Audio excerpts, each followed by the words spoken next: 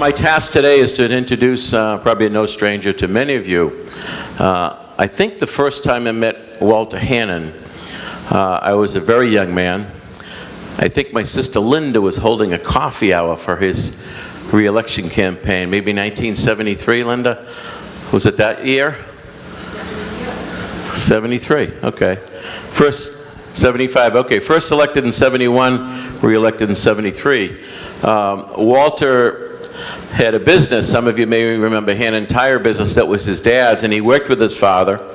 And his father died very suddenly at a young age, and Walter at a very young age took that business over, did a remarkable job, and I've heard the stories over the years of how much his dad meant to him in his life. And then to see Walter's service from that, Ward 5 City Councilor, State Representative, Mayor, Planning Director, he always had great vision.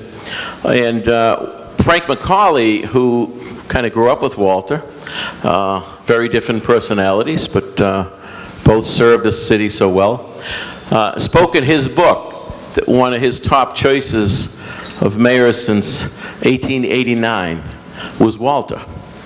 And his reason for that was because Walter wasn't afraid to make difficult decisions. And some would argue that it was because some tough decisions he made, he wasn't reelected in 1975. And I recall, I was kind of a geek even at a young age, but I used to follow the issues. But I know two issues historically. One was the placement of the Quincy Adams Tea Station in South Quincy. And the neighborhood of South Quincy wasn't really happy with that, and they had all these fears with the tea coming there. And the other one was I know you're still eating, but when they combined the rubbish and the garbage, I remember as a kid, you had the pail in the backyard. You go out in the pail, you kick it with your foot, and you put the garbage in. The guys from Holbrook Farms would come around and put that on their shoulder, be dripping all over them, and bring it out to the truck. I do think that Hair Club for Men should have looked at, because those guys that used to lug those, they always had a big ball of hair on their shoulder, so there had to be something in that juice. But the reality is a lot of folks thought that that was going to create all kinds of issues with rodents and challenges, and it worked just so smoothly. And the idea was to save significant dollars at the time, because when you're the mayor, you have a lot of pieces, a lot of folks fighting for a piece of the pie, if you will. You have public safety, you have schools, you have libraries, you have parks, veteran services, all of those wonderful agencies, including the Council on Aging, which always are looking for more resources and more dollars. So it's incumbent upon the CEO to try to, in the best way possible, be as efficient as we can to spread those dollars out so that we can serve you, the people of the city, so well. So Walter did that, did it very, very well. He also had great vision. We're talking a lot about the downtown, and we're moving it forward.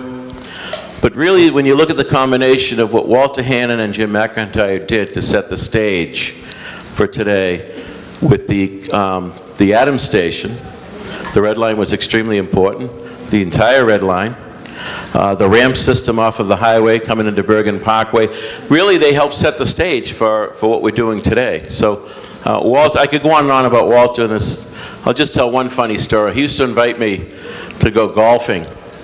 And Walter was a terrific golfer. I'm sure he still is, but I wasn't a very good golfer. I'm still not a good golfer. In fact, I don't like the game at all. But we went up, there was a group of us. John, were you with us? Senator Keenan can vouch for this. So at one point, it's a pretty nice golf course. So I'm going to tee off, and I teed off, and the ball literally veered right off, hit an oak tree, and bounced right back at me, and I caught it. And all Walter did was roll his eyes. We're in for a long day. And he was. God bless him for his patience with me that day. Two things. I talked a little bit about his history, but his guidance to me, I want to mention. I remember getting a call from Walter after I was elected in 07. He wanted to grab lunch. And Walter and my dad were good pals, so we had a great lunch. But one of the things he said to me, look, you'll hear a lot of advice from a lot of people. He says, but I want to give you some advice. Don't get bogged down listening to the naysayers. If you just listen to the negativity naysayers, you won't get anything done.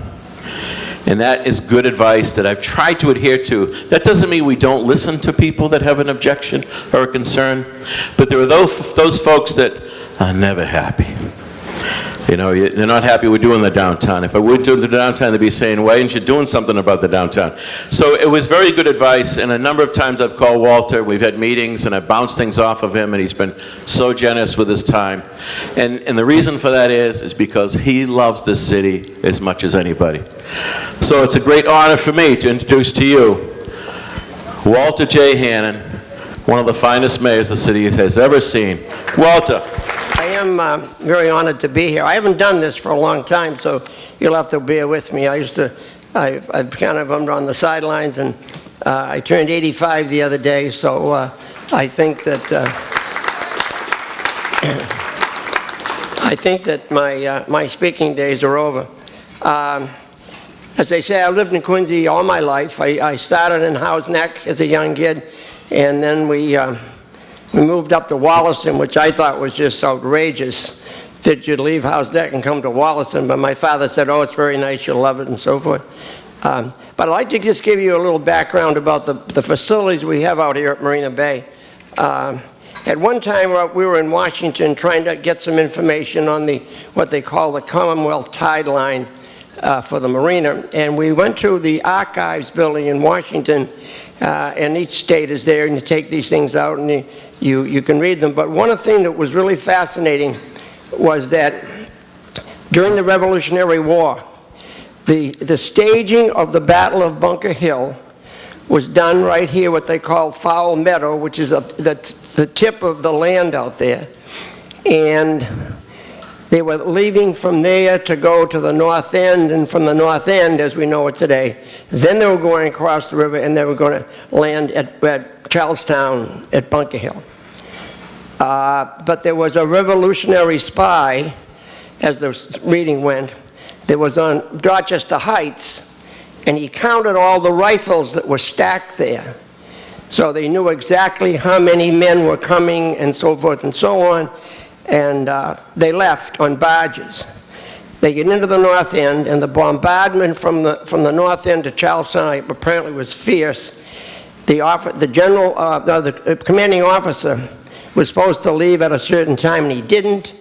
They got across. He delayed. They were defeated, and it was such a humiliation that the night of that battle, he hung himself. That's how we started off. But I just want to go back and say that in 1917, they built destroyers out there and submarines at Marina Bay, and the superintendent was a fellow named Joe Kennedy, the father of John Kennedy. Admiral Byrd, the Arctic explorer, had Squantum designated as the Naval Air Station back in the early 30s, and people that trained there were Ted Williams and Joe Kennedy Jr., who was, his picture is out here in the lobby. He died in action in the Second World War.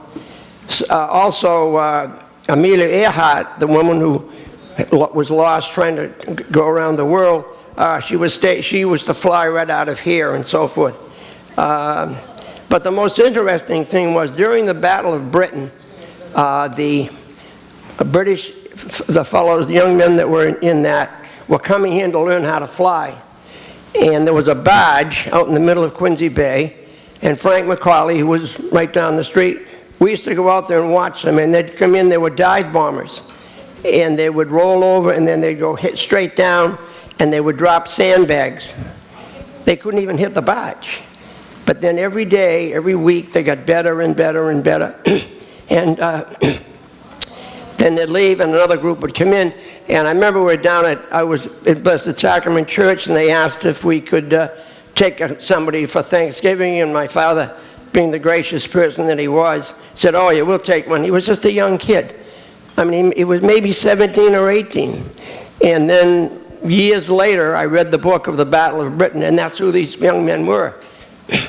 So that's a little bit of that. But I want to go and talk to Tom.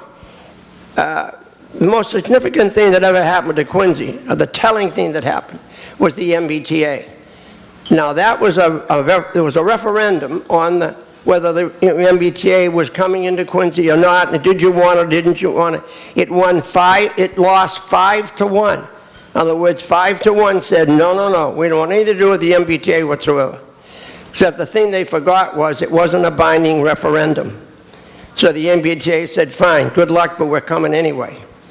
At that time, and Mayor Koch spoke to it, there was a guy named Jim McIntyre. Wonderful guy. He was a graduate of Holy Cross and Harvard Law School. He was in the Korean War. He won a Silver Star, a Bronze Star, and 2 Purple Hats. He was as big as this. And I said, you only get wounded twice, Jimmy. He said, yeah, what do you mean? I said, how the hell could they miss you? But he was a very bright man. Never pushed that on you that he was smarter than you, but he was smarter than everybody in the room. There was Arthur Tobin was part of the delegation, Kip Marshall, myself. We were all in the House. Jimmy was in the Senate. So when these bills came through of what was going to happen, Jim McIntyre said, no, I'm in charge of what's coming into my city. They wanted to put a station in Ponset. He said, no, you're not. You're putting it in North Quincy. Subsequently, what happened after that station was there, State Street Bank built the first computer building, I think, in the state, if you will. And that started State Street South, which has been a success. It's a little on the downside right now, but it was a great success. After that, we went to Wollaston. I don't think there was always a train station there. Got to change my notes, you know. The other one was the one that was in Quincy Center. The thing was there, and you'll never know you don't even think about it. They were going to build a bridge, just like in the old days going down through Boston, 14 feet above the Granite Street Bridge, which would have totally destroyed downtown Quincy. No question. So Dick Barry, George Burke, and I went to the MBTA one day with McIntyre, and we said, we don't want that. Oh, that doesn't make any difference, you're going to do that. So there was a gentleman there, I don't know what he was, chairman of the board, but I said to him, where do you live, sir? He said, I live in Pride's Crossing. Oh, where the hell is Pride's Crossing? He said, that's in Beverly. Oh, I said, I've been to Beverly once. It's a very lovely town. I'll tell you what we'll do. You build an elevated structure through Pride's Crossing, and I'll build one in Quincy Center. That took care of that. We depressed the tracks. No one knows it's even happened. But guys like Dick Barry, George Burke, myself, and others said, no. That would totally destroy the downtown. And I think it would have, but people don't know that because that's what you did. You didn't run around telling people that. You took that as part of your job. The other thing was that when, and the mayor alluded to it, we had to get the MBTA out of Quincy. You had to get out. So we decided, okay, we'll have a station in South Quincy. We built the Berkin Parkway, we built the station, we built the Cloverleaf, and then what was once a rock quarry.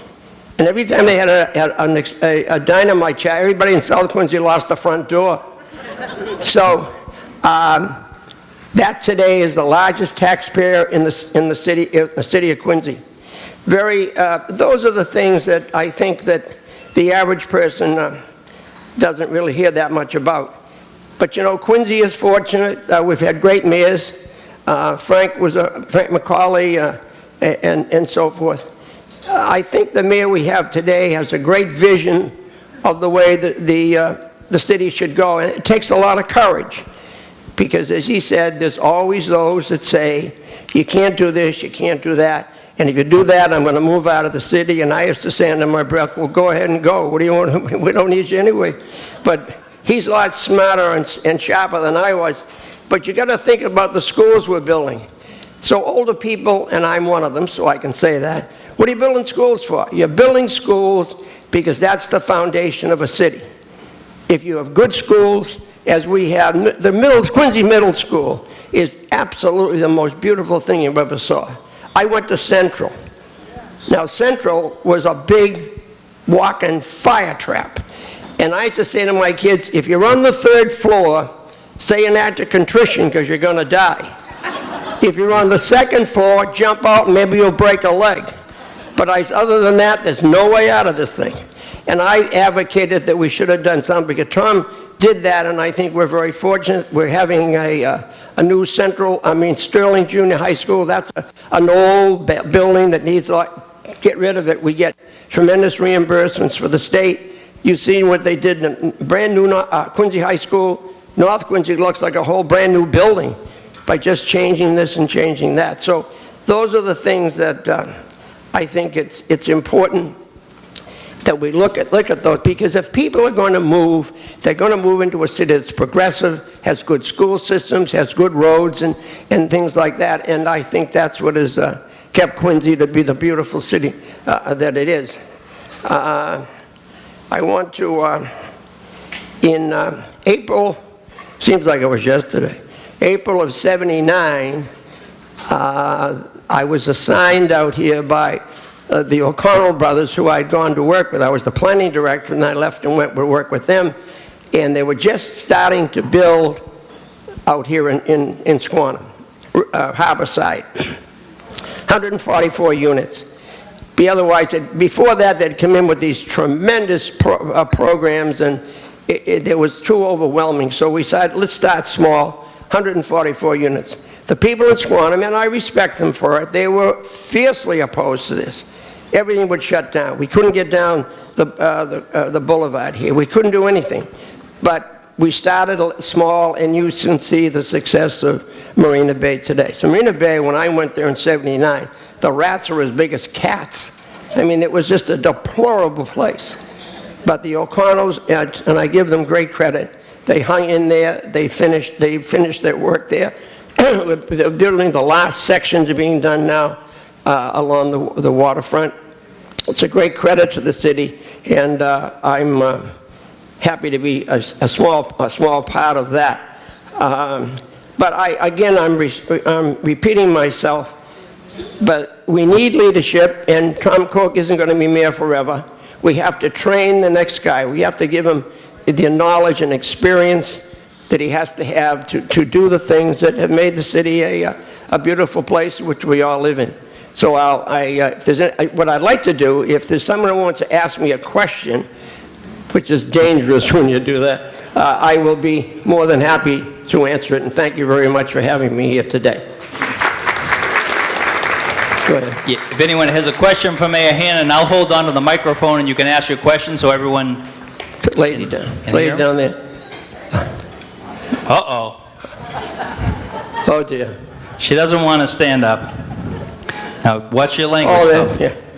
Mayor Hannon, can you explain why in Quincy, we don't have any billboard advertising throughout the MBTA system? Wasn't there something that Mr. McIntyre put in place regarding air rights? I vaguely remember it, but I can't really speak to that, Linda. I can't. I'm sorry. No, that's okay. That's all right. I can't know everything. My wife says, "Jesus, you know everything, Hannah." You know. So, there's no other questions. Okay. I do say this though, and on a personal note, I met a young lady, and she came from Dorchester, which was and she lived in a 3-decker, and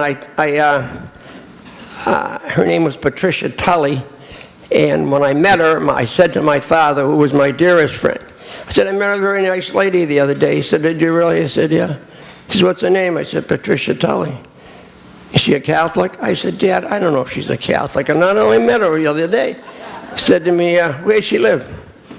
I said, Dorchester. She lives in one of those funny houses, Dad. They have one room on top of the other. He says, look, kid, I was born in right across from Franklin Park, and I lived in one of those places like that. So they always said, you know, that the girls from Dorchester were dying to find a guy from Quincy to get him out of there and bring him across the river. And I've been here ever since. She's She's a wonderful mother, and because women on the other side of the aisle, being the mayor, they go through a lot. They go through an awful lot. A man was yelling at my wife one day in the Supreme Market, and he pushed and she fell down. So I should get back up again, obviously, and she came on. I said, "What's the matter, Patty?" She said, "Again, guy just knocked me down." "Oh, I got to find the guy who's going to kill him." She said, "No, he just pushed me and I fell down." I said, "But they go through a lot of pressure." I know Tom's wife has done it, all of the wives have done it, but they've been very supportive of us, and again, I say, that's why we've all hung in there and done a good job. Are there any other questions? Okay. Oh, that's nice, that's swell. Okay, how long have I been married? I was married October 12th, 1953. So I'm 85. How old is that? 60-something years? Seems like an eternity. Yeah. So I always forget. I don't forget the dates I was married. I'm pretty good on the birthdays, but boy, I have 3 daughters. They're tigers. I mean, to their mother's protection. So they call and say, "It's Mother's birthday on Tuesday." I say, "Okay, I'll take care of it."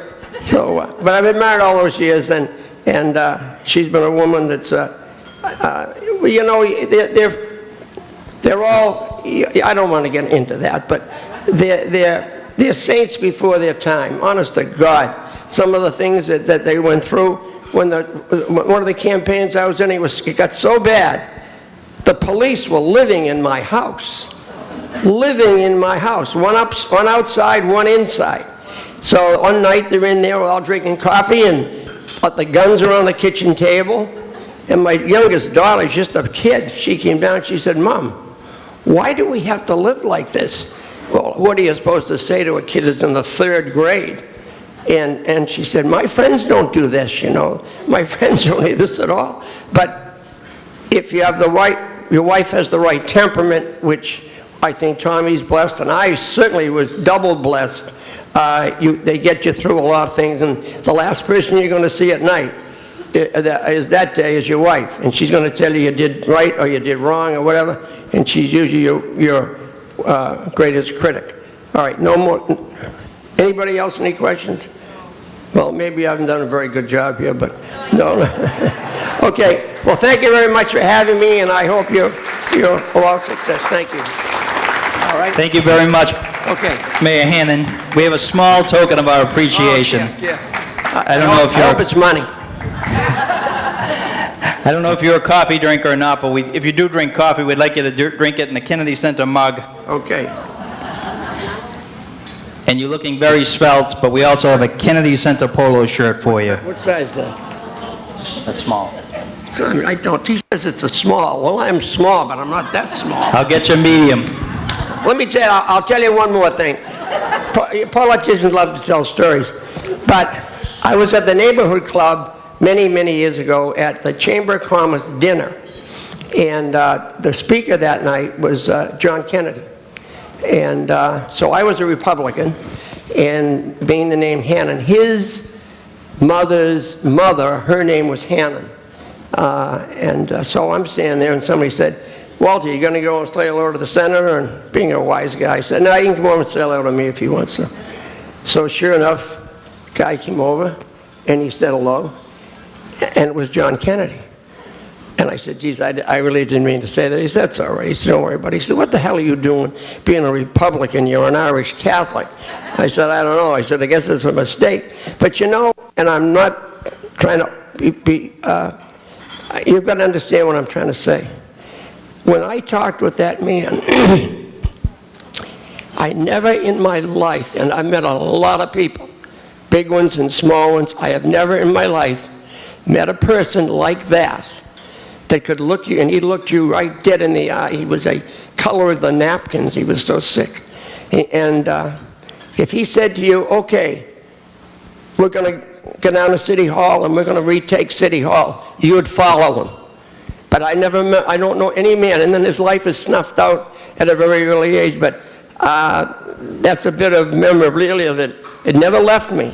When he died, I was at the funeral. I went to the whole thing. I took all my kids, and I have 5,000 feet of colored film, and I all gave it to them about 5 years ago on a disc, and it shows them going from the the White House to the Capitol building, and from there to St. Matthew's Church.